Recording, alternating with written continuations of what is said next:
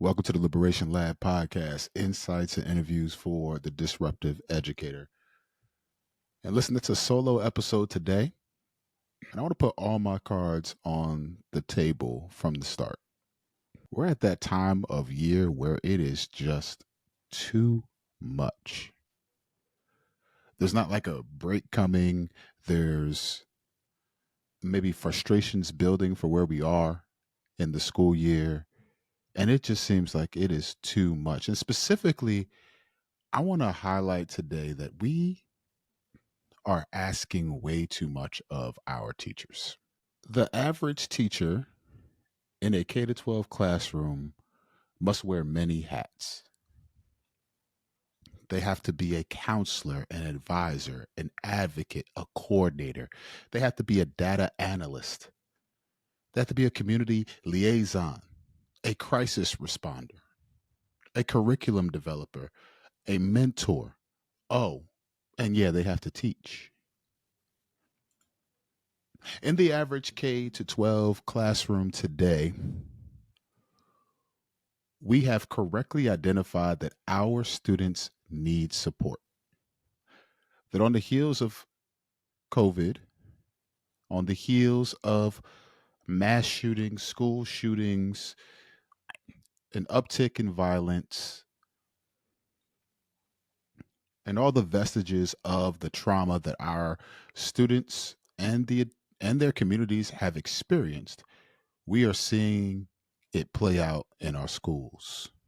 And there is nothing in your teacher prep program, your leadership training program, your master's, whatever it is that you took to get into the position that you are in, there is nothing that could have prepared you for this. I'm thinking specifically in the school in which I serve of several stories of students experiencing levels of abuse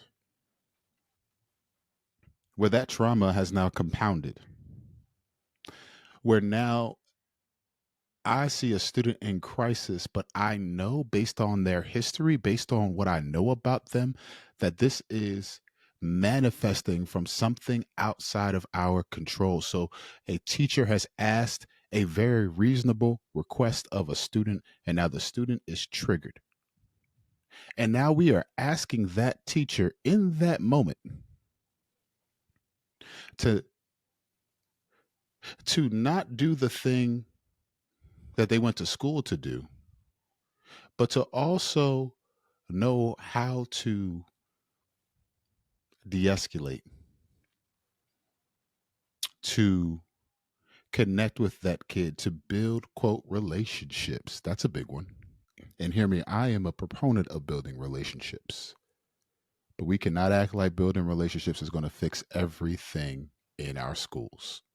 So we ask teachers now to step off of the thing that they have been paid to do, which is educate children, and do so much. And we continuously put it on the shoulders of our teachers because we refuse to properly fund and properly support education. We really have to start talking about how children in these yet to be United States of America are a marginalized people group. There are laws passed about them, but they will never be asked about the laws that affect them. There are requirements built for them, some good with protections, but they are rarely asked about what they need and how they can help lead us into what's equitable and fair for them. And so because we refuse to properly fund education, now we have teachers in these positions that have to wear so many hats. The frustrations are mounting. Teachers are leaving. We are at a crisis point in education. And it is almost like it is this enormously large elephant in the room that we refuse to acknowledge. We will look away, we'll pretend that everything is okay. Do you remember that scene in the Titanic? All hope is lost, it seems. There are people running and jumping off of the ship because they are trying to preserve their lives, and the band, The band says, we're going to die anyway. Let's go down playing music. All I could think about is Steve Harvey. And the band was playing as the ship went down. That is what it feels like in education. That you just expect us to continuously play music and not fix the sinking ship called education. So teachers are being asked to be mentors. They mentor new teachers, student teachers, colleagues seeking guidance and support. And yeah, we'll give you a nice little stipend for it. They serve as counselors or advisors. They provide emotional support and guidance to students, right? So student comes and they need a listening ear, advice. But sometimes that stuff can weigh on you. I can remember feeling overwhelmed at all that my students were experiencing, all their families were experiencing. I remember there was a young man in a school that I was teaching in, my first teaching experience in Camden, New Jersey. And this student, for whatever reason, we did not click, me and this young man. And I remember his mom coming in and she worked long hours. So we finally got her in to talk to us about what's happening with this young man. And I remember her with tears in her eyes. I remember her with tears in her eyes looking at her son and saying, "You can make it out of Camden. I can't. Please just listen to your teachers." What do you, what do you do with something like that?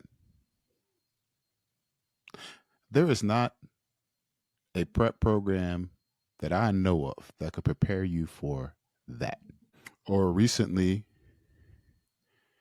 finding out as a school leader that one of my students has experienced levels of abuse to the point where that trauma manifests in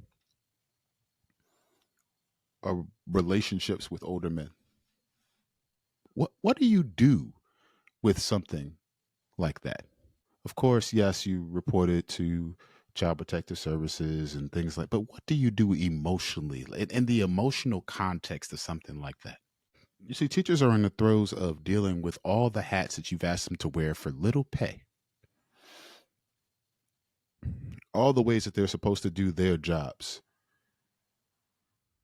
Oh, and let's not forget, help decorate the building.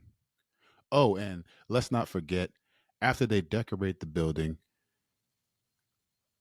folks like myself in school leadership positions have to come in and observe their teaching and kind of, depending on the situation, potentially micromanage them, where they can't necessarily have the creativity that they want in the classroom. So I think it goes without saying that this is just too much. This is not a sustainable model for education.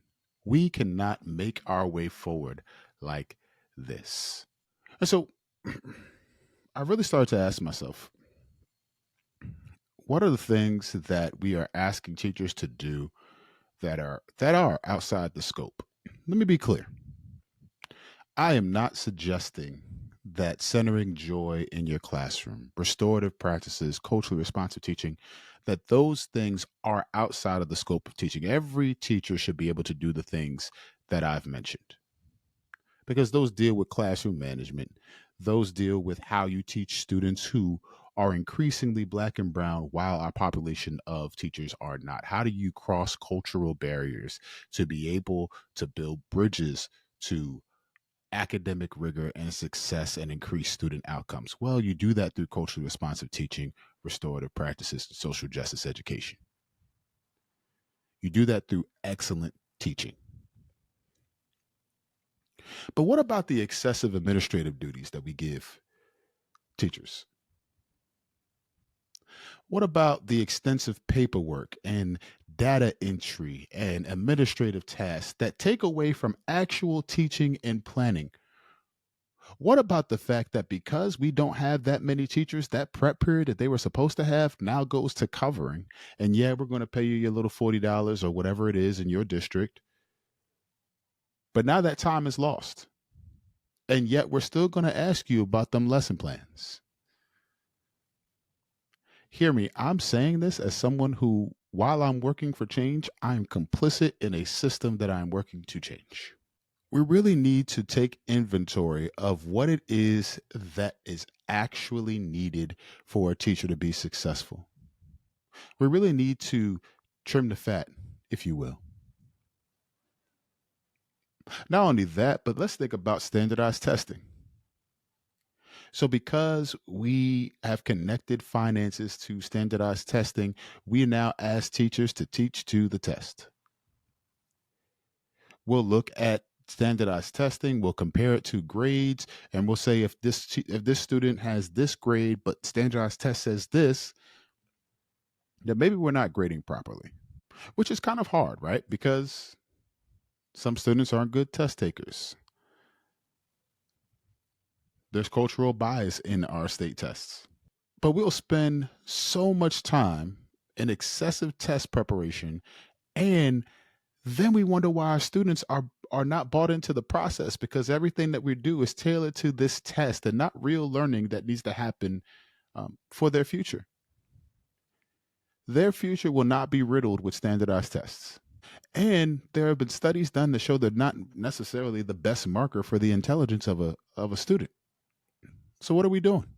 We need more of a balanced approach to assessment. Teachers need to be supported for their expertise in understanding and knowing their students. And yes, I'm not and hear me, I'm not anti standardized test. I'm not that guy either. I do believe that we need to better fulfill, better align what the purposes are in our standardized tests. But on top of all of that, we have these ambitious goals, these SGOs that teachers are supposed to create. And we ask them to be aggressive in their goal setting, to really go after it, but then they don't have access to quality resources, classroom materials, professional development opportunities, or support staff. They need to print something, and now there's not paper. They need teachers, or excuse me, they need their students to write, and there's no pencil. They need access to extra books. We ordered just enough. They have a transfer student, and now they have to figure out where the extra books are. Why don't we fund schools like we actually love students? Why don't we fund schools like we actually care about what happens on the other end of graduation? So much of our time is wrapped up in whether or not, um, the budgeting decisions that our teachers have to make. Oh, and with that little pay that they're getting, more times than not, they are going to use their own money to then fund the resources for their students. But, you get a tax break, right? On top of that, what if they have a really terrible boss? What if the administrative oversight in that school building is trash? Some school districts that I know of personally have these rigid policies and procedures that limit teacher autonomy, right? They stifle creativity. And then we wonder why there is teacher burnout and frustration, why our numbers are trending downward, why we don't have more people going into teaching. Could it be that they've done a cost benefit analysis and realized that there are limited benefits to actually teaching? Like, if I want security for my future, this may not be the profession that I go in. So let me say this. As an emerging leader, there have been many things that I have learned over these few years being in school leadership. To any school leader who is listening, I would say this to anybody: your first year in whatever position that you have, I don't care if you're a dean, an assistant principal, a principal, I don't care what part of the year you came in, your first year should be your listening tour. You need to adequately find out the stories, the history, the culture that you have now inherited. You need to find out Who are the folks who really make this thing go? Who are the folks that are resistant and why? More times than not, teachers who are resistant didn't get that way on their own. More times than not, there is a distrust of leadership. And the only way you gain that trust is by listening, hearing, supporting, collaborating, and yes, in some cases, compromising. So, school leader, what hills are you dying on that you don't need to? In what ways is your leadership embodying a practice of support, a practice of returning humanity to education? Don't forget that that's the theme of this season, healing and humanity. And I guess at the crux of all of this is the fact that teachers are humans too. And especially right now, at this point in the year, teachers need some extra love. Because even after the administrative oversight, even after maybe their school leader is trash or non-existent or stuck in their office or inaccessible, or maybe they don't answer emails, or maybe whatever it is, on top of that, some of our teachers are experiencing the weight of these unrealistic expectations. So we ask teachers to take on stuff beyond teaching: meetings before the meeting, meeting after the meeting, then the real meeting. Join this committee that doesn't have any decision making power. Engage in this extracurricular activity, because ultimately we don't pay you enough at your actual job. So then we'll pay you a little bit more to do more work. So we'll get the most out of you for the least amount we can pay you. Like, the whole system of education is going continuously because of the generosity of teachers. The fact that we haven't gotten that yet, the fact that we have not truly supported teachers in ways that are meaningful to them, hint, hint, better pay. The fact that we are still working through that and yet have questions about why students aren't producing at certain levels, it just shows how ill-equipped we are at a government level, at a legislative level, to really see the problems on the ground. As I've been paying attention to my state legislature, I see bills being called up. And the moment I look at them, I'm like, there's no way a teacher signed off on this. Could it be the people that are making decisions about teaching really have no idea about what we do, what an educator really needs? And could it just be that folks who have a vote, who have a say in the matter, should probably be listening more before they decide on issues? If you're a teacher listening, first of all, shout out to you. I recognize that at this time of the year, you are probably questioning so much. Do I still want to do this? Is there a new role or position that I might need? Do I want to quit altogether? The fact that you get up and go at it every single day is commendable. The fact that you get up and serve our kids is something that is worth applause, worth better pay. The fact that you are in a space where you are underutilized, underpaid, and yet you have the weight of the world on your shoulders and you go out and you make it look easy. I'm thinking about teachers even in the building that I serve in. There's no way I do what I do without them. There's no way that I lead anything without them. So shout out to teachers. Shout out to the sacrifices that you make. And I really, really hope that our world, our nation can get it together and give you what you deserve, then some. Because right now, at this point in the year, this is too much. Till next time, y'all. Let's keep pushing.